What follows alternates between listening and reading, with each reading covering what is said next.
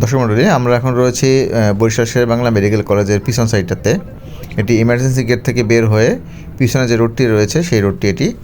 আপনারা ভিডিওতে দেখতে পাচ্ছেন যে রোডটি অনেক প্রশস্ত এবং পরিষ্কার পরিচ্ছন্ন, সুন্দর লাগছে দেখতে। আসলে এই মেডিকেলের পিছনের রোডটি অনেক সুন্দর এবং পরিষ্কার পরিচ্ছন্ন, বাগান রয়েছে এখানে।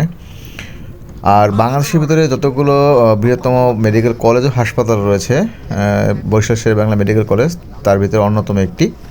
এটি প্রতিষ্ঠিত হয় 1968 সালে। তখন এর নামকরণ করা হয়েছিল বরিশাল মেডিকেল কলেজ, যা এখন শেরেবাংলা মেডিকেল কলেজ নামে পরিচিত। যেহেতু আমরা বরিশালের ছেলে, সুতরাং এখানে একসময় প্রচুর আসতাম বা আড্ডা দিতাম।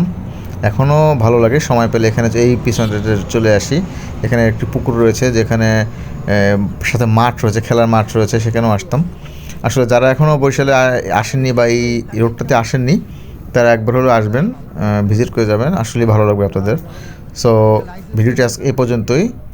পরবর্তীতে আশা করি অন্য কোনো ভিডিও নিয়ে হাজির হয়ে যাবো আপনাদের সামনে। ততক্ষণ ভালো থাকবেন, আমাদের জন্য দোয়া রাখবেন। আসসালামু আলাইকুম।